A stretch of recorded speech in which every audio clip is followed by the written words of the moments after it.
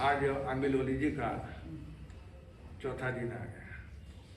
4 दिन 3 दिन निकल गया, चौथा दिन है उपाध्याय का, बाद में बताएंगे। श्रीपाल जी का चरित्र चल रहा है। श्रीपाल जी अपनी किस्मत आजमाने के लिए, क्योंकि जब तक व्यक्ति बाहर नहीं निकलता है, घर में बैठा रहता है, तब तक कुछ पता नहीं चलता है कि क्या किस्मत, किसकी किस्मत का मिल रहा है। बाहर निकलने पर ही पता चलता है कि हमारी अपनी किस्मत क्या है, हम क्या कमा सकते हैं या गंवा सकते हैं, कुछ प्राप्त कर सकते हैं। ये बाहर निकलने से पता चलता है। तो श्रीपाल जी जो है अपनी किस्मत आजमाने के लिए वहाँ से रवाना हुए उज्जैन से, और रास्ते के अंदर विद्याओं की प्राप्ति हुई, दूसरों को सहयोग दिया, और स्वर्ण का भी जो है उन्होंने दूसरे को सहायता करे, जिससे जो है उसको स्वर्ण सिद्धि की प्राप्ति हो गई। भरूच नगर के अंदर पहुंच गए थे, घूम फिर करके बाद में खा पी करके जो है थोड़ा आराम करने के लिए सोए हुए थे बगीचे के अंदर। तो इधर वो धवल सेठ जो है, कौशाम्बी नगरी का धवल सेठ जो है, वो 500 जहाज़ों को लेकर के व्यापार धंधे के लिए परदेश में जाने के लिए निकल रहा है। तो वहाँ पे मन में उसके जो है कि मैं व्यापार करने के लिए जाता हूँ, तो अशुभ मुहूर्त के अंदर, लेकिन वहाँ पे भरूच नगर के अंदर समुद्र में जो है वो जहाज फंस गए, वहाँ निकलते नहीं है। ऐसे फंस गए कि वहाँ से न वो हिलते न डुलते हैं, एक जगह पे स्थिर हो गए। बहुत प्रयास करने पर भी जो है वो जहाज चल नहीं रहे थे। तो राजा साहब के पास में आए थे और इधर पंडित को बुला करके पूछा था। तो पंडित ने कहा कि नर बलि, मनुष्य की बलि दोगे तो जो है तुम्हारे ये जहाज चलेंगे, नहीं तो जहाज चलने वाले नहीं है। समुद्र जो है बलि मांग रहा है, तो उसके लिए कि भाई 32 लक्षणिया पुरुष चाहिए, 32 लक्षणिया हो, सुंदर हो, रूपवान हो, हर तरह से योग्य हो, ऐसा जो है। और लेकिन समस्या ये है कि अपने देश का नहीं हो, पराये देश का हो, बाहर दूसरे प्रांत का हो, या क्योंकि दूसरे प्रांत का होता है तो यहाँ पे उसका कोई सगा संबंधी, रिश्तेदार, नाता, हती मोक्ति, मित्र वगैरह है ना, जान पहचान का नहीं होवे। ऐसा अनजान व्यक्ति जिसका कोई भी दावेदार नहीं है, पीछे कोई केस करने वाले तो केस कर दे तो मुश्किल खड़ी हो जाए, है ना, 12 बजा दे। इसलिए कोई केस करने वाला नहीं हो, ऐसा व्यक्ति ढूंढ करके लाओ और उसको क्या करो, सेठ के हाथों में सौंपो। सिपाहियों से कहा राजा साहब ने। तो सिपाहियों ने जो खोज करते हुए वहाँ पे बगीचे में पहुँच गए थे। वहाँ पे श्रीपाल जी को देखा, बोले आदमी तो ताजा है, बढ़िया है ना, हट्टा कट्टा भी मजबूत है, लंबा चौड़ा शरीर है, और 32 लक्षणिया है, बहुत सुंदर है, तो इसलिए पसंद आ गया। लेकिन अब वो सब जो है विचार करते हैं कि इनको कैसे उठाए, सोए हुए हैं, क्योंकि एक थप्पड़ मार देगा तो हमारे तो यहीं पे हड्डी का चूरा हो जाएगा। इसके लिए घबरा देते, बोले तू उठा, बोले तू उठा। आवाज़ हुई तो श्रीपाल जी की आंखें खुल गई, क्योंकि पुण्यशाली आत्मा होती है ना, तो वो कुंभकर्ण की नींद नहीं सोते। थोड़े से आवाज़ होती है तो भी उनको जो है खटका होते के जो है पता चल जाता है, जैसे जो है कैसे होते वो सावधान है। कुत्ता जो होता है, कुत्ता सोया हुआ आपको देखेगा, कुत्ता बहुत मस्त सोया हुआ, लेकिन थोड़ी सी एक आवाज़ होती है कि वो है ना, सिपाही एकदम बॉर्डर के ऊपर जैसे सिपाही कैसे, मिलिट्री वाले कैसे जो है तैयार रहते हैं हर समय, जो है यूँ नहीं कि अभी वो लड़ेगा, कोई समय आ गया है तो अभी साहब तैयार होऊंगा, अभी कपड़े पहनूंगा, अभी बंदूक तैयार करूंगा, फिर बाद में लड़ने के लिए जाऊंगा, वैसा नहीं होता। वहाँ तो वो हर समय 24 घंटे एकदम क्या है, तैयार रहते हैं। सोते हुए भी बंदूक उनके हाथ में रहती है, निशाना लगा हुआ रहता है। बस जैसे कुछ आवाज़ होती है खड़का, तो फट से जो है गोलियां चलाना शुरू कर देते हैं, है ना। तो ऐसे ही जो है कुत्ता भी जो है इतना सजग होता है कि थोड़ी सी आवाज़ होती है कि खड़ा हो जाएगा, पूछ खड़ी करके देखेगा, चलो किधर कौन आया, है ना, सूंघेगा किधर से गंध आ रही है किसकी, मनुष्य की, तो वो फिर उस तरफ वो भौंकना शुरू कर देता है। तो इसी तरह से जो है यहाँ पे श्रीपाल जी एकदम बैठ गए। बोले क्या बात क्या है? बोले साहब हम कुछ नहीं कर रहे हैं, लेकिन क्या है कि हम नौकर हैं। अब नौकर है तो मालिक की क्या करनी पड़ती है, आज्ञा माननी पड़ती है, आज्ञा का पालन करना पड़ता है। तो हम न चाहते हुए भी हम, लेकिन बोलने की हिम्मत नहीं हो रही, लेकिन वो बोलेंगे ना कि थप्पड़ मार देगा तो लेकिन श्रीपाल जी ने कहा घबराने की बात नहीं है, जो भी बात हो खुली बात कहो, क्या बात है। बोले इस तरह से सेठ धवल सेठ के जो जहाज रुके हुए हैं उनको चलाने के लिए कहा गया है कि 32 लक्षणिया जो है पुरुष चाहिए, उसे जो है ला करके बलि चढ़ाना है। तो आपको बलि के लिए श्रीपाल जी विचार करते हैं कि आसमान से गिरे खजूर में अटके है ना। लेकिन देखते हैं किस्मत में क्या लिखा हुआ है। मौत लिखी है कि जिंदा रहना लिखा है, तो सामने समय आने पर ही पता। तो क्या घबराने की बात नहीं है, मैं चलता हूँ, मैं मृत्यु से मुझे कोई डर नहीं है, मैं तुम्हारे साथ में चलने के लिए तैयार हूँ। श्रीपाल जी उनके साथ में चलते हैं और जहाँ पे सेठ समुद्र के किनारे पर सेठ खड़ा हुआ था, तो वहाँ पे जैसे पहुँचे हैं, सेठ ने आज्ञा दी कि इनको स्नान वगैरह करा करके अच्छे कपड़े पहना करके, क्योंकि वो बलि चढ़ाना है तो उसको पहले क्या करना पड़ता है, हाँ बिना स्नान किए हुए शुद्धिकरण करना पड़ता है। तो स्नान वगैरह करो, फूल माला पहनाओ, है ना, तिलक वगैरह करो, आरती उतारो, पूजा करो, धूप दीप लगाओ, है ना, और फिर जो है तैयार हो जाओ इनका बलि देने के लिए। सब तैयार हुआ। सेठ, वो श्रीपाल जी सेठ को कहते हैं कि सेठ तुम्हारी मनसा क्या है, तुम्हारी इच्छा क्या है, तुम्हारे जहाज ही चलना चाहिए कि तुम्हारे किसी मनुष्य को मारने की तुम्हारी ये मनोवृत्ति है? सेठ कहता है भाई देखो तुम्हारी हमारी कोई दुश्मनी नहीं है, हमने तो इसलिए राजा साहब से हमने खुद ने पकड़ के मांगा नहीं है, राजा साहब से हमने विनती की और राजा साहब ने जो है तुमको जो है सिपाहियों के द्वारा पकड़ के लेके आए।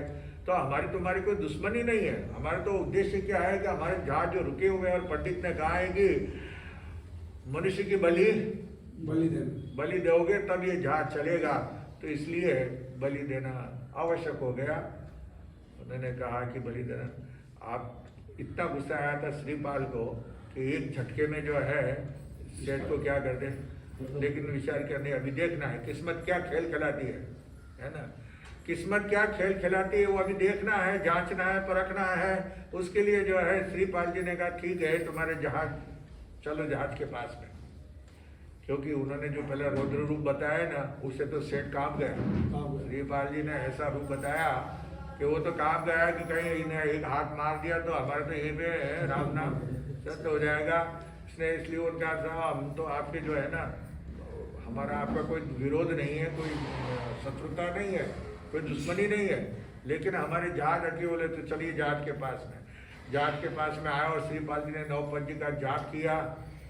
नवपंजी का जाप करके एक लात की मारी जहाज के, लात की मारते ही के जो है सारे जहाज जो 500 जहाज अटके हुए थे एक को ठोकर मारी, एक को ठोकर मारते के सारे जहाज चल पड़े, हिल गए, जो हिल नहीं रहे थे वो सब चल पड़े। सेठ बड़ा विचार करता है क्या जबरदस्त है, एक लात मारने से इतना बड़ा जहाज, हमने कितनी मेहनत की, सैकड़ों आदमी 10,000 सैनिक मिलकर के जो है जहाज को जो है हिला नहीं सके, वो यहाँ पे अकेले ने एक लात मारी और एक लात मार के गए, एक जहाज नहीं 500 जहाज चल पड़े। तो ये तो बहुत इसका हाथ का जो पड़ लात मारने से जो है ये काम होता है। तो उन्होंने जो है कहा कि विचार मन में सेठ ने सोचा ये आदमी तो काम का है, क्या है, काम का आदमी है ना, ऐसा आदमी तो कहीं मिलेगा नहीं, दिया लेके ढूंढेंगे ना, लालटेन लेके तो भी मिलने वाला नहीं है। इसलिए जो है उनसे कहा कि आप हमारे साथ में चल सकते हो, हमारे यहाँ काम, आप निकले हैं प्रदेश के अंदर काम के लिए निकले हैं ना, तो मेरे यहाँ पे काम कर सकते हैं, मेरे साथ में 10,000 सैनिक हैं, आपको भी रख लेता हूँ। तो श्रीपाल जी ने कहा भाई आप रखोगे तो सही, पर तनख्वाह क्या दोगे, पहले तनख्वाह की बात हो जाए। हाँ, तो कहा कि देखो मैं सारे जितने भी हैं उनको 10,000 जो मेरे 1,000 मोहरे उनको जो है देता हूँ। कितने? 1,000 एक जने को 1,000 मोहरे में देता हूँ, 10,000 सैनिक है, आपको डबल दे दूंगा। क्या? आपको डबल दे दूंगा, है ना। डबल ट्रिपल जो भी, अगर जो भी इच्छा हो बोल दो, है ना। श्रीपाल जी कहते हैं कि देखिए नौकरी करना तो अच्छी नौकरी करना, नौकर भी बनो, है ना। हम कौन है? क्षत्रिय, है ना, राजपूत क्षत्रिय है और राजकुमार है, राजकुल के अंदर जन्म लिया हुआ है। कोई एरा गेरा नथु खेरा नहीं है, घाटी मवाली, है ना, रामूसरी के नहीं है। हम तो राजकुमार हैं। और राजकुमार बड़े आदमी कोई नौकरी करे तो उसको बड़ा पद मिलना चाहिए, अच्छी तनख्वाह मिलनी चाहिए। अच्छी तनख्वाह मिले तो जो है नौकरी का नौकर भी कहलाने के ठीक है, और मामूली नौकरी में तनख्वाह मिले तो उसमें नौकर कहलाने में कोई फायदा नहीं। तो उन्होंने कहा साहब ऐसा नहीं होगा, आप अगर मुझे अगर नौकरी देना चाहते हैं तो 1 करोड़, कितना? 1 करोड़ सोनिया, है ना, सिक्का अगर देते हो तो मैं नौकरी करता हूँ। सेठ कहता है कि 1 करोड़ तुमको दे दूंगा, आज तुमको 1 करोड़ दूंगा। दूसरे जो 10,000 सैनिक है ना, वो कहेंगे साहब एक नया नौकर आया, उसको आपने जो है 1 करोड़ तनख्वाह दे रहे और हमको कितना दे रहे? 1,000। अब इतना कोई फर्क चलता है क्या? 99,99,000 का क्या है फर्क पड़ता है ना, 99,99,000 का फर्क पड़ता है। तो इतना ऊंचा नीचे तो कैसे हो सकता है? तो वो भी सब सिर के ऊपर चढ़ेंगे, वो भी मांगेंगे, तो फिर मैं किस किस को दूंगा 1-1 करोड़? इसके लिए 1 करोड़ तो मुश्किल है। नहीं, बोले तुम नहीं दे सकते तो मैं भी नौकरी नहीं करता। हाँ, अब उस सेठ ने उस समय जो है प्रसन्न होकर के 1,000 मोहरे हैं उनको दी, श्रीपाल जी को जहाज चलाया ना, तो 1,000 मोहरे दी थी। तो श्रीपाल जी ने कहा ठीक है, मैं प्रदेश में चलना है, मैं किराया भाड़ा दूंगा, जहाज में एक केबिन मुझे दे देना, एक केबिन में रहूंगा, उसका भाड़ा मैं तुमको महीने का 1 महीने का 100 सिक्का, कितना? सोनैया, 100 सोनैया 1 महीने की किराया का ठहरा दिया। और पहले पैसे उन्होंने दे दिया, पहले ही पैसे दे दिया उन्होंने, क्यों रखे क्या करना, देना ही है ना, दे दिया उन्होंने। ठीक है, जहाज में बैठ गए। अब वो जहाज वहाँ से चले हैं, वो जहाज चलते चलते जो है बड़े आनंद के साथ में चले जा रहे थे।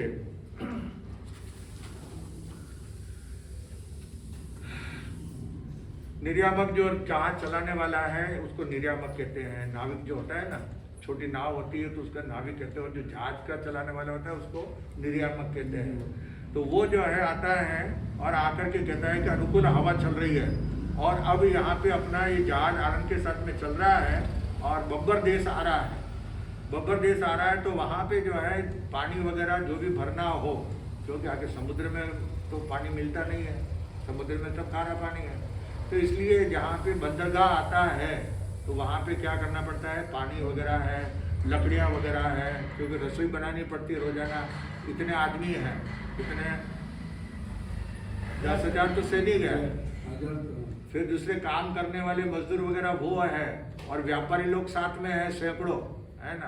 तो वो सबका जो है भोजन तो एक साथ में बनता है सबका। तो इसलिए तो भोजन बनाने के लिए रसोई बनाएंगे तो क्या चाहिए, साग चाहिए ना, वो ईंधन चाहिए। तो ईंधन जो है पहले जमाने में उसमें गैस तो था नहीं, लकड़ियों से ही जो है चूल्हा जलाया जाता था, तो इसलिए लकड़ियों की जरूरत पड़ती। तो ये जो बंदरगाह आया है तो यहाँ पे जो है पानी वगैरह सब कुछ जो भी लेना है यहाँ पे भर लेते हैं। तो ठीक है, तो उन्होंने बंदरगाह के ऊपर जो है अपना डेरा, वहाँ पे समुद्र के किनारे पे जहाज को वहाँ पे रोका गया और जहाज उतारा गया है। सब लोग वहाँ पे उतरे हैं, कोई इधर घूम रहा है, कोई उधर घूम रहा है। आदमी लोग काम करने वाले काम कर रहे हैं, रसोई बनाने वाले रसोई बना रहे हैं, लकड़ियाँ लाने वाले जंगल में जा करके लकड़ियाँ काट काट करके जो है वो लेकर के आ रहे हैं, पानी भरने वाले पानी भर रहे हैं। सारा काम तो सबको, सबका जो बटा हुआ है काम कब अच्छा होता है, समय के ऊपर सारा इतने आदमियों की रसोई बनाना रोजाना, है ना। तो अगर धीरे धीरे काम होवे तो आराम से बैठ जाए कुर्सी के ऊपर, राजा भोज है कि काम कुछ करे नहीं, कुर्सी वाला बैठ जाए तो काम नहीं चलता। काम करना पड़ता है, काम करते हैं, हाथों हाथ काम होता है, तभी काम सफल होता है।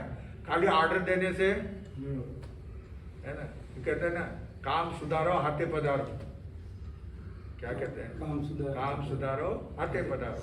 यानी अगर आपको काम सुधारना है तो स्वयं आपको उसमें क्या करना पड़ेगा। लेकिन आज लोग क्या करते हैं, काम करने के लिए कोई, आप कहीं पर भी देख लो, किसी भी समाज में देख लो, जो आगेवान बनता है ना उसी के ऊपर डाल देते हैं तुम संभालता है। वो जब जो फोटो वगैरह खींचना हो ना तो वहां पे आ जाते हैं। अच्छा आप देख लो, आप अन्नदानम वगैरह करते हैं ना, है ना, अन्नदानम करते थे, वहां पे जो है वो जिस समय आते हैं फोटो वगैरह खिंचाया और उसके बाद में बस हमारा काम हो गया, फोटो खिंचा लिया, तुम संभालो, पीछे बर्तन वगैरह तुम उठाते रहना, साफ सफाई करते रहना, हमारा अर्जेंट काम है। ये स्थिति होती है। लेकिन कहते काम सुधारना, काम अगर अच्छा करना है और अच्छा नाम करना है तो आदमी को अपने काम में स्वयं क्या करना पड़ेगा, आगे होना पड़ेगा। और कहते हैं कि जैसे कि जो कोई आपका सगा संबंधी आया, बेई सगा आया, तो आप नौकर को कहोगे उनका स्वागत कर लेना, नहीं, खुद को गई आया, जवाई आया तो क्या करना पड़ेगा, खुद को कुछ काम भी होते, जरूरी दुकान पे भी जाना होता है तभी, लेकिन वो आ रहे हैं तो उसके लिए सब क्या करना पड़ता है, कि छोड़ने जाओ पर घर में देख लेगा। रामू का आवाज है, रामू गई जी आ रहा है, वहां पे जरा नाश्ता पानी करा देना, है काम नहीं होगा, बेइज्जती हो जाएगी। वहाँ पे ब्याह जी देखेंगे या तो इनको हमारी कोई इज्जत ही नहीं है तो ऐसे के पास क्या रहना, इसलिए वो कहेंगे साहब मैं हमारे आगे कर लेंगे नाश्ता पानी हमारा, आप अपने काम करो, है ना, हमके फालतू थोड़ी बैठे हैं। तो ये काम सुधारना है आपको। आपके मोड़ में खुजली चल रही है तो आपको खुद को अपना हाथ क्या करना पड़ेगा, पीछे ले जाना पड़ेगा।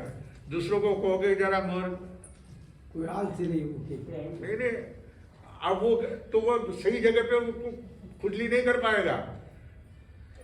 मैं भी ऐसे ही करता था, छोटा था ना, दीक्षा ली जब, और वो खुजली जल्दी गुरुमात को बोलता था खुजली जल्दी है, तो गुरुमात हाथ में बोलते थे इधर नहीं इधर, इधर नहीं इधर, है ना, तो इधर नहीं है, इधर नहीं है, इधर हाथ में रहो, नहीं उधर हाथ में रहो, है ना। आपको अपनी खुजली अगर मिटाना है सही जगह के ऊपर तो आप स्वयं अपने हाथ से करेंगे तो ठीक है, वरना जो है वो आप कहेंगे कहीं और उसको बार बार बोलना पड़ेगा, नहीं और नीचे और नीचे और नीचे, यानी थोड़ा साइड में, इधर साइड में, उधर साइड में, क्या होता है। तो इसलिए कहते हैं ये मान सम्मान करना, आदर वगैरह करना, काम करना, मोर करना, खुजलाना, ये सब हाथों हाथ अगर आप करेंगे तो अपना कार्य सब बराबर होगा। दूसरों के भरोसे के ऊपर काम नहीं चलता है। तो इसलिए यहाँ पे जो है सब काम कर रहे थे तो उस समय वहां पे जो चुंगी अट्राई नाका, चुंगी ना टोल प्लाजा होता है ना जैसे, है ना, ये टोल प्लाजा तो क्या है कि खाली वो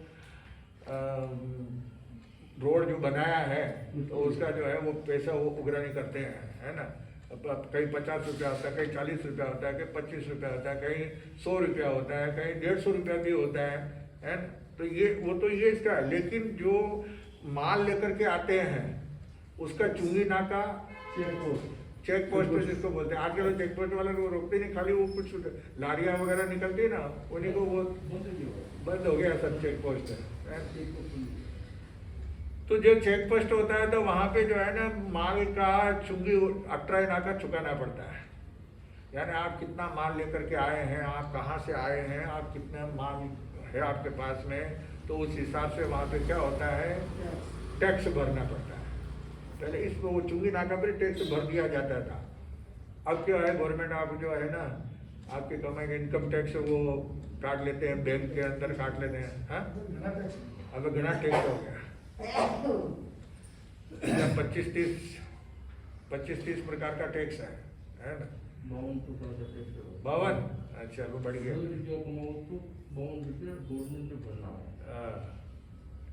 इतनी मेहनत करो रात दिन, है ना, किसके लिए, गवर्नमेंट के लिए, गवर्नमेंट के लिए। आपके कितना काम आता है, सब उनको ज्यादा, सब किसको जाता है? गवर्नमेंट को जाता है। गवर्नमेंट फ्री पाता है, हैं? गवर्नमेंट बच्चे फ्री पाता है ना, हाँ, फ्री की तो नहीं। फिर घणो देवे नहीं।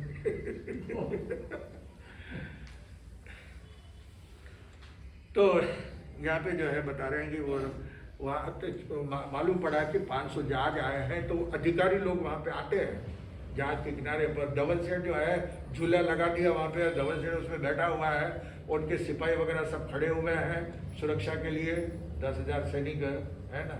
श्रीपाल जी जो है अपने केबिन जो जहाज के हैं डेक के ऊपर जो है वहाँ पर आराम से बैठे हुए नज़ारा तमाशा जो है देख रहे हैं। इधर जो है वो चुंगी नाका वाले सारे अधिकारी लोग आए और आकर के कहा साहब आप टैक्स चुकाइए, आपके 500 जहाज यहाँ पे रुके हैं तो आपके जो है क्या करना पड़ेगा, टैक्स भरना पड़ेगा, क्योंकि आप यहाँ का पानी ले रहे हैं, आप यहाँ के ईंधन ले रहे हैं, तो आपको जो है क्या करना पड़ेगा, टैक्स भरना पड़ेगा। सेठ बोलता है टैक्स देने वाले नहीं, हम नहीं है, ये तो जंगल से लकड़ियाँ लेना है, पानी भी जो है हमें कुएं से पानी लेना है, इसके ऊपर कोई टैक्स थोड़ी होता है ना। और व्यापार करें तो हम टैक्स, हम तो आगे जाने वाले हैं, इसलिए कोई टैक्स वैक्स की बातें करने की आवश्यकता नहीं। सेठ सुनता ही नहीं है। तो सिपाहियों ने देखा कि ऐसे मानने वाला नहीं है। अब इसके पास में 10,000 सैनिक है, सिपाही वो अधिकारी लोग तो थोड़े से 5-10 जने थे, तो वो तो लड़ नहीं सकते हैं, इसलिए वो सीधे राजा साहब बब्बर देश के जो महाकाल राजा थे उनके पास में गए और जाकर के उनको जो है सारी शिकायत बताई कि इस तरह से एक सेठ आए हैं और 500 जहाज है, सैकड़ों हजारों आदमी हैं और सब बंदरगाह के ऊपर ठहरे हैं, लेकिन टैक्स वो नहीं दे रहे हैं। तो राजा को क्रोध आ गया, उन्होंने सेना सजाई, सेना सजा करके जो है आए और सेठ ने आदेश दिया अपने सैनिकों को, 10,000 सैनिकों को, लड़ो, राजा के सिपाहियों को मार के भगा दो, है ना। अब दोनों में युद्ध हुआ, अब कहाँ राजा की सेना और कहाँ सेठ की सेना बराबरी हो सकती है? नहीं है?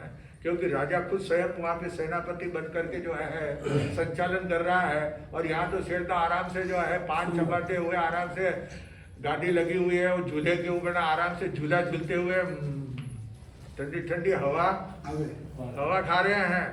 तो वहाँ जो है वो सिपाहियों का जब तक कोई नायक नहीं होता है, सेनापति साथ में नहीं होता है, तो उनमें कोई उसके सेनापति के पीछे सब जो है ना दौड़ते हैं सैनिक, तो इसलिए वो सब जो है अपनी अपनी जान बचा करके कोई इधर भागा कोई उधर भागा, कोई घायल होकर गिर पड़ा, सब तितर बितर हो गए 10,000 सैनिक।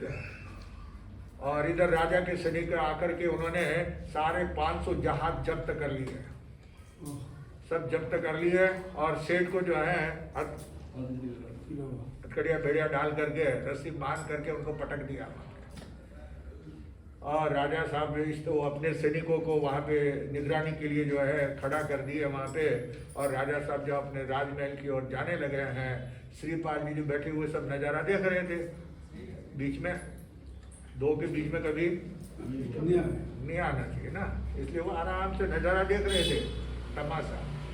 जब राजा रवाना होने लगे तब वो जहाज से नीचे उतरे, सेठ के पास में आए और पूछा सेठ साहब साता है? आराम में हो गए, राजी खुशी? सेठ बोले क्यों जले पे नमक छिड़क रहे हो? जला, जब आदमी जल जाता है ना वहाँ पे अगर नमक मिर्ची डालोगे तो क्या होगा, और तकलीफ आएंगे।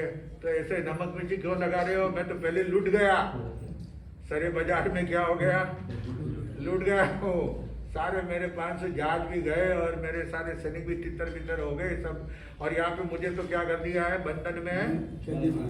बोले सेठ साहब मैंने कहा था 1 करोड़ दे दो, अगर 1 करोड़ मुझे दिया होता है ना तो आज ये तुम्हारे 10,000 सैनिक किधर गए, है ना। बोले अब कंवर साहब क्या कर सकते हो? अभी सब कुछ कर सकते हैं, क्या नहीं कर सकते हैं, लेकिन फायदा क्या? आदमी कोई काम करता है तो उसमें कुछ फायदा देखता है तो काम करता है, बिना फायदे का काम कौन करे, है मूर्खबाजी।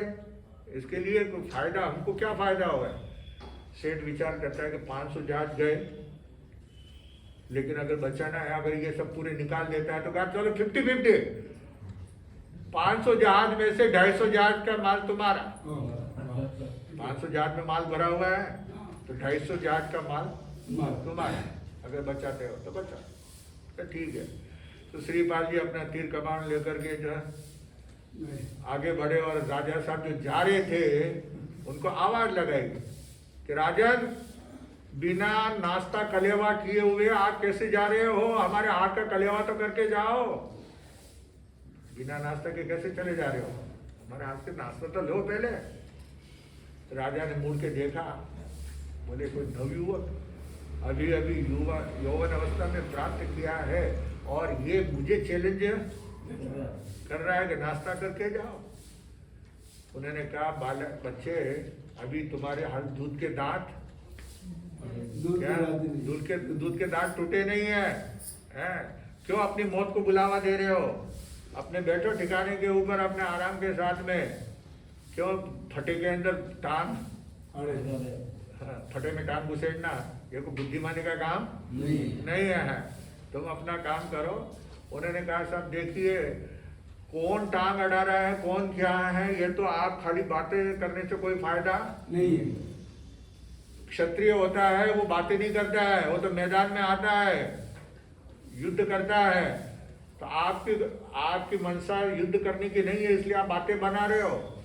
आइए आप मैदान के अंदर, मालूम पड़ जाएगा कौन किसके दांत दूध के हैं और किसके दांत मजबूत है ना। कहते हैं ना, बच्चे को, छोटे बच्चे को कहते हैं दांत आए कि नहीं आएगा, तो कितना मजबूत दांत है कि नहीं है, तो उसके मुंह में क्या करते हैं, उंगली डाल देते, तो बड़े मोटे काट रहा है ना। दांत पता चल जाता है कि हाँ दांत आ गए, है ना। तो इसलिए जो है अब उन्होंने उसी समय, ठीक है, राजा साहब ने अपनी सेना के साथ जो है, श्रीपाल जी अकेले, श्रीपाल जी है इधर, राजा की पूरी सेना है और युद्ध होता है। श्रीपाल जी ने जो तलवार चमकाई है, जो तीर कमान का वो प्रतंचा बोलते, जो डोरी होती है ना, डोरी को खींचते हैं, प्रतंचा चढ़ाते हैं, उस पर बाण लगते हैं और उसकी जो टंकार करते हैं, वो रस्सी को पकड़ करके खींचते और वापस छोड़ते हैं, तो उसकी टंकार होती है, आवाज होती है। वो आवाज इतनी गर्जना हुई है, इतनी भयंकर आवाज हुई है कि उस आवाज से आधे सैनिक तो जो है जमीन के ऊपर लौट गए राजा साहब के, और आधे कुछ तितर बितर हो गए, कुछ घायल हो गए, कुछ बेहोश हो गए। और फिर जो श्रीपाल जी ने आगे बढ़ करके हाथी के ऊपर जो राजा साहब बैठे हुए थे, तो सीधी छलांग लगा करके जो है राजा को पकड़ा और सीधे नीचे पटक करके उनके हाथ पांव बांध दिए और उठा करके लेके आए, धवल सेठ के सामने ला करके पटका राजा को, और धवल सेठ के बंधन खोले और कहा, लो तुम्हारे मुजरिम को लेके आ गए। अब धवल सेठ को जोश आ गया, जोश आ गया, तलवार उठाई और राजा को मारने के लिए तैयार हुए। श्रीपाल जी कहते हैं, बस बैठे रहो, अब ज्यादा जोश बताने की जरूरत नहीं है। अभी जोश तुम्हारा, अभी होश ठिकाने आ जाएगा तुम्हारा। तुम जो राजा अभी हाथ पैर उसके बंधे हुए हैं, इसलिए तुम उनको मारने के लिए तैयार हो गए हो, है? मैं इनके बंधन खोल देता हूँ, उसके बाद में मारो, है? मार सकते हैं?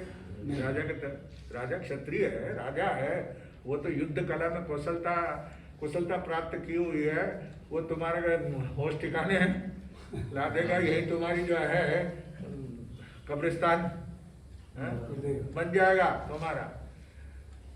और दूसरी बात, श्रीपाल जी जो है बहुत ही क्या है, नीतिज्ञ थे, नीतिवान जिसको कहते हैं कि किसी के साथ में जो है अन्याय नहीं करना, किसी के साथ में धोखाधड़ी नहीं करना, बेईमानी नहीं करना, ये नीतिज्ञता की जो है पहचान होती है। तो इसलिए राजा साहब श्रीपाल जी ने कहा कि तुम्हारे में ताकत नहीं है, कुछ बातों को जो है, कितने जनों को जो है मारना नहीं चाहिए, क्या मना किया हुआ है शास्त्र के अंदर, नीति शास्त्र के अंदर क्या कहा है कि जैसे कि निज घर आया शरण राया, तीजा बंद बंधाया, चौथा रोगी पंचम पलायनी, छठा वृद्धपन छाया हो, श्रीपाल नरेश्वर समर्यो परमेष्टि नव पद प्रेम, विद्या गुरु और बाले अष्टमा नवमी अबला नार, शत्रु हो तो बीनताई आए नर तू मत मारे हो, सिरिपाल नरेश्वर समर्यो परमेष्टि नव पद प्रेम से। नीतिकारों ने नीति शास्त्र के अंदर 9 जनों को मारने का मना किया है। कितने जनों को? 9 जनों को। पहला तो क्या है कि जो निज घर आया, जो अपने घर आ जाया, घर आया मार जाया बराबर। जो घर में आ जाता है अपने, चाहे वो शत्रु भी है तो भी उसकी शत्रुता खत्म कर देना चाहिए। माँ जाया, माँ एक माँ के बेटे जैसे होते, एक खून होता है, ऐसे वो चाहे हमारा शत्रु भी है, घर पे आ गया है तो उसके साथ में भाईचारा का व्यवहार करो।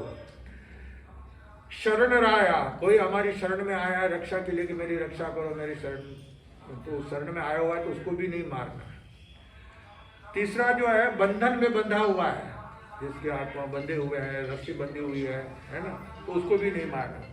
चौथा जो है बीमार है, वो बीमारी से तो पहले तो मर रहा है, फिर उसको तुम और क्या मारो, है ना, तो इसलिए उसको भी मना किया है। पांचवा जो घर से भागा हुआ है, पलायन जिसको कहते हैं ना, घर से भागा हुआ है उसको। छठा जो है जिसके शरीर पे वृद्धपना आ गया, वृद्ध अवस्था हो गई, बुढ़ापा आ गया, जवानी खत्म हो गई, जवानी में जो होता है उससे लड़ो। अब बूढ़े आदमी में तो ताकत तो पहले कम है, तो मुझसे लड़ोगे तो क्या, उसके तो एक टका दोगे बेचारा नीचे गिर जाएगा, है ना। बुढ़ापे में शरीर क्या हो जाता है, कमजोर हो जाता है, तो इसलिए वो। और विद्या गुरु, जिससे हमने कोई विद्या सीखी है, कोई एक अक्षर का ज्ञान भी प्राप्त किया है, तो गुरु को भी जो है, जो विद्या देने वाले गुरु हैं, उनको भी नहीं मारना है। और उसके बाद में 8वां जो है बच्चा, छोटी उम्र का जो बालक कहलाते हैं, बाल हत्या जिसको कहते हैं, उसको भी नहीं मारना चाहिए।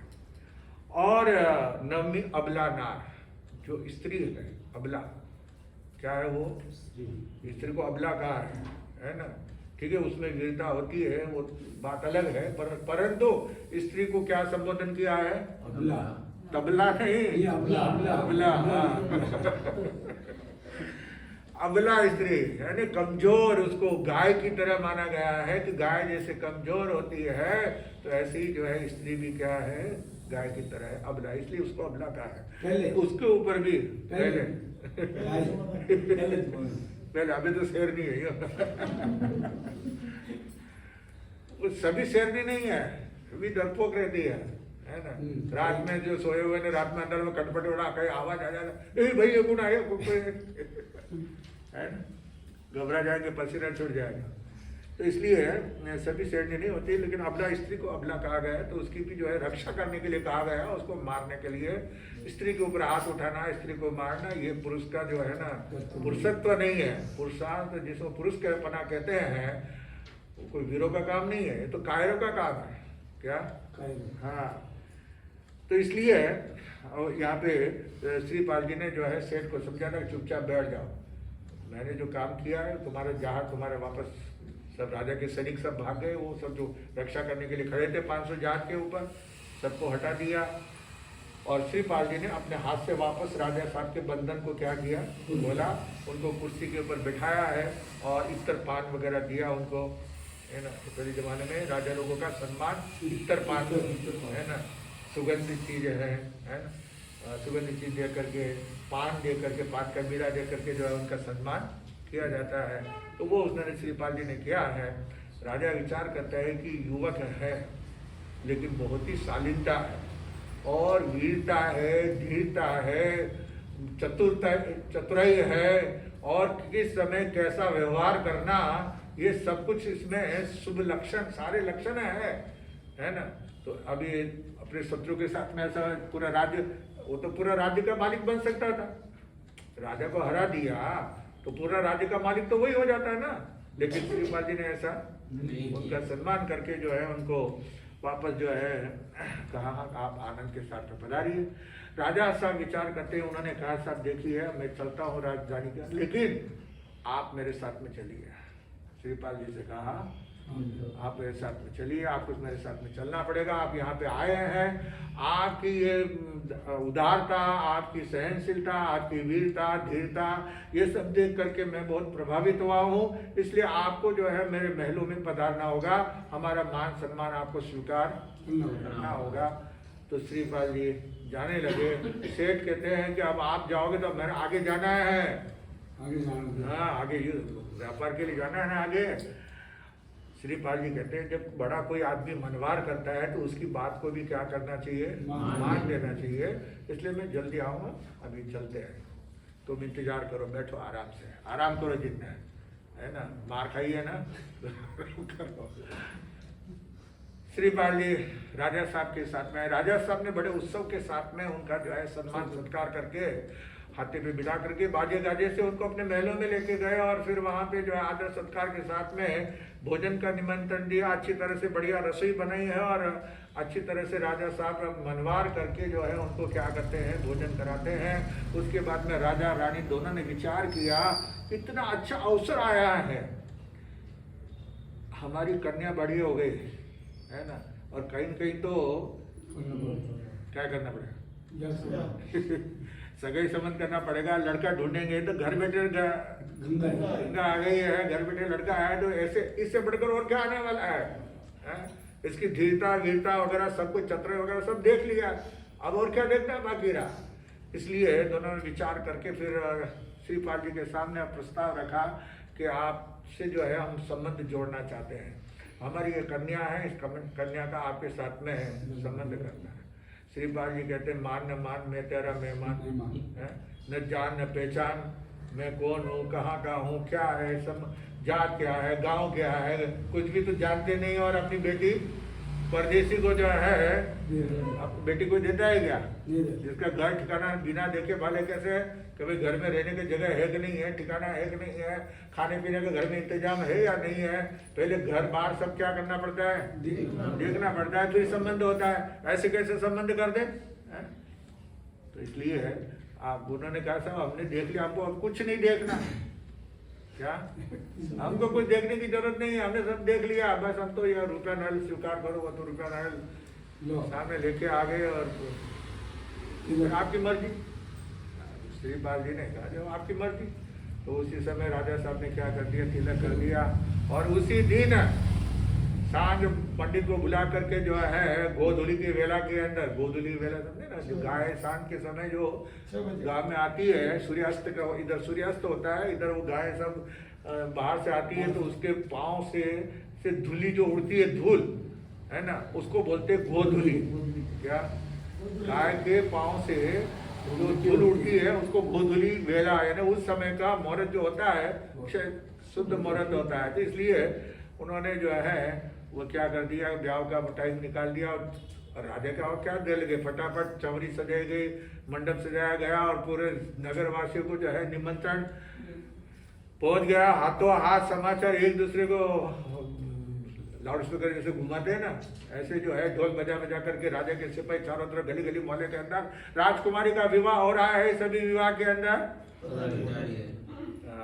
तो 5 दिन से काम नहीं चलेगा। तो श्रीपाल अनाउंसमेंट की नहीं निम्न करे, श्रीपाल जी कहाँ करे, घर कहाँ रह गए, कहाँ है घर कहाँ है, घर का अनाउंसमेंट करे, कहाँ बोलने के लिए जाएंगे। सारे जो है गांव वाले और वो पूरे जो है सेठ लोग सब जो है बाराती बन गए, धनाधन साहब, और फिर बड़े जुलूस के साथ में बारात करके आ गई। और गोधुली वेला के अंदर जो है राजा साहब ने, बब्बर देश के राजा ने जो है उनका विवाह कर दिया। विवाह करके जो है उनको रहने के लिए महल दे दिया है, बड़े आनंद के साथ में वो रहते हैं। देखिए जो पुण्यवानी होती है, बिना मांगे मोती, पुण्यवानी होती तो बिना मांगे हुए जो है क्या होता है, मोती मिल जाता है, और कहीं मांगने पर भी नहीं मिलता। ये पुण्यवानी का है। नाना प्रकार के पेरावनी वगैरह दिए उन्होंने, गहना आभूषण बेटी को देते हैं ना, ये गहना सेट है देते हैं, अलग अलग सेट होता है, ये हीरे का सेट है, ये पन्ना का सेट है, ये पुखराज का है, ये नीलम का है ना।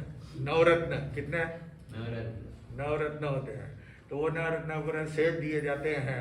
और फिर उसके साथ में कपड़े वगैरह है ना, वेश वगैरह वो सब पूरा दिया जाता है। और फिर साथ में नाटक मंडली भी दी है दहेज के अंदर। राजा साहब ने नाटक करने वाले, नाचना गाना बजाना वगैरह करने के लिए भी अमर कंवर साहब जो है टाइम पास उनका आराम से टाइम पास है ना, नाटक खेल तमाशा हुए, तो ऐसा उन्होंने वो नाटक मंडली भी दी है श्रीपाल जी को। और इस प्रकार जो है बड़े आनंद के साथ में उनको रहने के लिए महल दे दिया है। श्रीपाल जी बड़े आनंद के साथ में रहते हैं। अब धवल सेठ ने देखा कि ये तो यार जवाई बन करके आया था सिंगल, कुछ भी नहीं था पास में, है ना, और मेरे जहाज के अंदर आया। अब 250 जहाज का क्या बन गया, एकदम इतना छप्पर फाड़ के, छप्पर फाड़ के हाँ छप्पर फाड़ के मिला। अब छप्पर फाड़ की कथा है तो बाद में सुनाएंगे।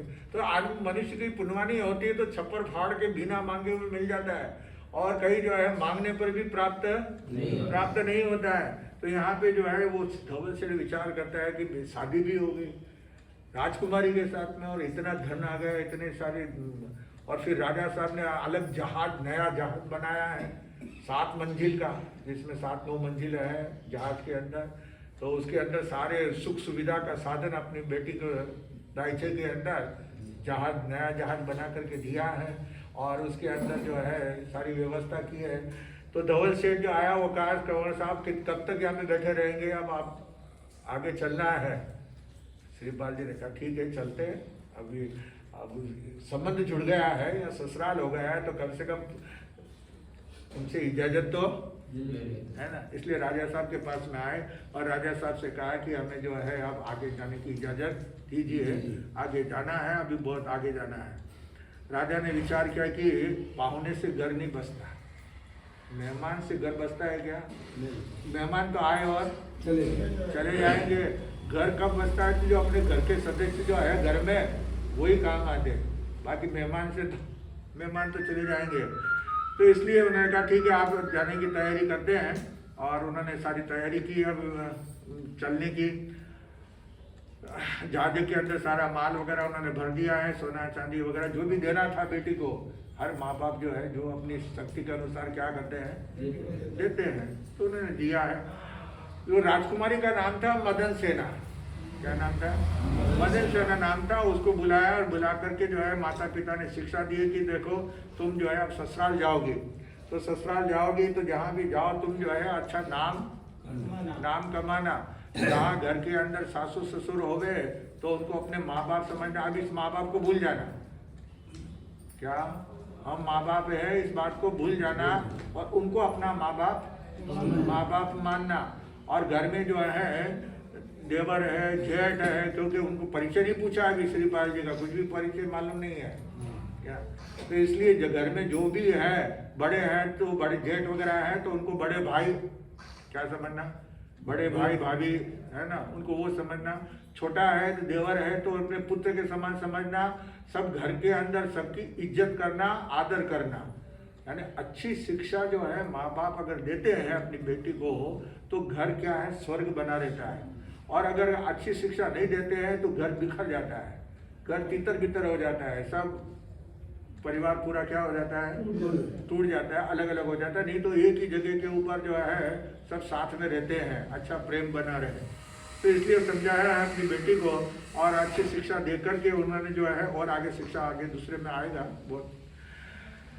सकल परिवार उनको पहुंचाने के लिए समुद्र के किनारे पर जहाज में वहाँ पर आए हैं, और बड़े आनंद के साथ में जो है उनको जहाज के अंदर बिठाया है। और अब वहाँ से तो ये जहाज रवाना हुए हैं, सारा परिवार राजा रानी पहुंचाने के लिए आए थे। यहाँ जहाज जब रवाना हुआ, जब तक जहाज नजर आता रहा तब तक देखते रहे। जैसे आप भी किसी मेहमान को बहन बेटी को पहुंचाने के लिए जाते हो स्टेशन के ऊपर, जब वो ट्रेन नजर आती है तब तो वहाँ पे स्टेशन पे खड़े रहते हैं।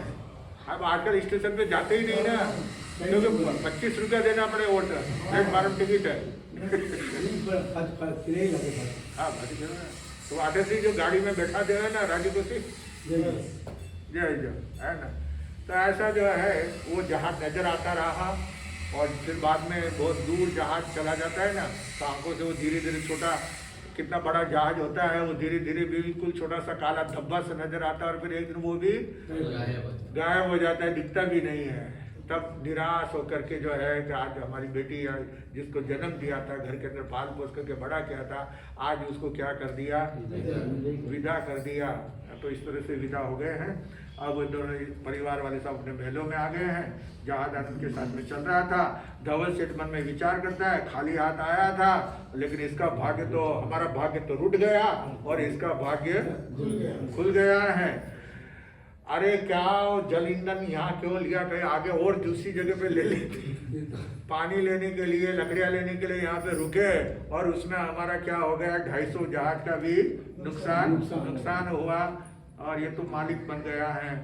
अब इसको जो है किराया कैसे मांगो, महीने का किराया जो है ना, किराया हुआ है ना, तो वो कैसे मांगो, है ना, ये तो खुद भी मालिक बन रहा है, कैसे मांगो। तो उनको वो सारा चेहरा देखा श्रीपाल जी तो समझ गए कि ये किराए के विषय में चिंतन कर रहे हैं, कभी भाड़ा देना चाहिए। तो उसी समय जो है श्रीपाल जी ने 10 गुना 100 महीने का 100 मोहरे थी, तो उन्होंने 1000 मोहरे 10 महीने के एक साथ में पकड़ा दी उनको, लो आराम से, है ना, टेंशन करने की जरूरत नहीं है। धर्म के प्रभाव से जैसे ये मनुष्य का अवतार मिलता है, ऐसी ये जहाज कुशलता के साथ चलते हुए रतन द्वीप में पहुंच गए। रतन द्वीप ऐसा द्वीप था कि जहाँ पे रत्नों की खान होती थी, रतन होते थे, जवेरात होता था, तो इसलिए जो है वो रतन द्वीप में लोग जो है जाते थे। और जैसे कि अपने यहाँ अभी भी जन्ना पन्ना देश कहलाता है, वो छत्तीसगढ़ में उस तरफ में जो है ना जन्ना पन्ना देश है। तो वहाँ पे पहले जो है लोग जो भी आते थे व्यापारी लोग, और वहाँ पे जमीन खरीदते थे और जमीन के अंदर उनको जो है माल मिलता था। एक जमीन का टुकड़ा लेते थे 25,000 का, और 25,000 के टुकड़े के अंदर उनको लाखों रुपए की क्या होती थी, कमाई होती थी। तो जवेरात मिल जाता था, सोना चांदी मिल जाता था, कभी हीरे जवेरात मिल जाते थे। तो जिसके जिसके जो भाग्य होता था तो मिल जाता था, उसको जन्ना पन्ना देश बोलते थे, वहाँ पे लोग जाते थे। तो इस तरह से जो है ये आनंद के साथ में रतन द्वीप के अंदर पहुंच गए हैं, और रतन द्वीप में वहाँ जाकर के अब आगे क्या बात होती है वो आगे सुनने से पता चलेगा। आज चौथा दिन है आंबिल ओली जी का, और आज जो है ओम ह्रीम श्रीम नमो वज्जायनम, और उपाध्याय के जो है 25 गुण, कितने 25 गुण हैं। तो गुण के हिसाब से जो है माला फेरना है 25, और लोगस 25, नमोतनम 25, वंदना 25, इस तरह से जो है वो कार्य करना है। और साथ में उपाध्याय का जो है रंग कलर कौन सा है, हरा है ना, तो हरा रंग है, तो हरे में क्या आता है, मूंग, है ना, हरा मूंग कहलाता है। तो मूंग की चीजें खाना है ना, मूंग का हलवा नहीं, मूंग की दाल का सीरा नहीं, है ना, मिठाई नहीं खाना है, लेकिन उसकी मूंग की जो है रोटी भी बनती है, मूंग के दाल की जो है खिचड़ी भी बनती है ना। तो इस तरह से जो है ना मूंग की चीज़ों का उपयोग वर्ण से करने वाले सिर्फ मूंग की ही खाएंगे, दूसरी चीज़ नहीं खाएंगे, और बाकी जनरल करने वाले सभी चीज़ों का उपयोग करते हैं। तो इस प्रकार जो है आज ये चौथा दिन है, और आगे अब आगे क्या वर्णन चलता है वो आगे सुनने से पता चलेगा। ओम शांति। आज वो आए नहीं राकेश जी, तो प्रश्न तैयार नहीं किए ना,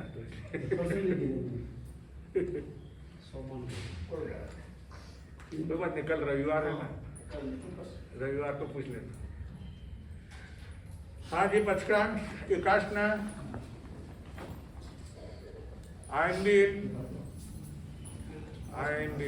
आयंबिल मुख्य विद्या कल्याणम कर्मण संगमणम धन अपगणम मंत्राकरणम सत्याकरणम। वो श्री आयंबिल करने वालों को उपवास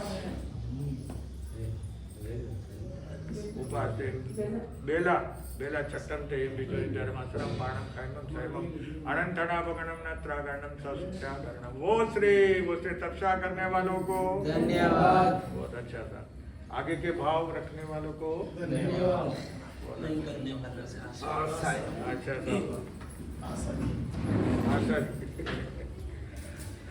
आज की माला जो है मुनि सूरत भगवान 20वें तीर्थंकर मुनि सूरत भगवान के नाम की एक माला पहना, और अभी जब तक नहीं खा तब तक पटकार सुनता मिलता वैसे का ऐसा सुनते प्रकार वो श्री चतारी मंगलम अरियंता मंगलम सिद्धा मंगलम साहु मंगलम केवले पनंतो धमो मंगलम चतारी लोगतमा अरियंता लोगतमा सिद्धा लोगतमा साहु लोगतमा केवले पनंतो धमो लोगतमा चतारी शरणं पवज्जामि अरियंते शरणं पवज्जामि सिद्धे शरणं पवज्जामि साहु शरणं पवज्जामि केवले पनंतो धम्म शरणं पवज्जामि अरियंतों का शरण सिद्धों का शरण साधुओं का शरण केवले प्रविदा धर्म का शरण चार मंगली चार उत्तम और सन्नानी कोई होगा जो भवि प्राणी करे आराधन उसका आजार अमर पद होगा।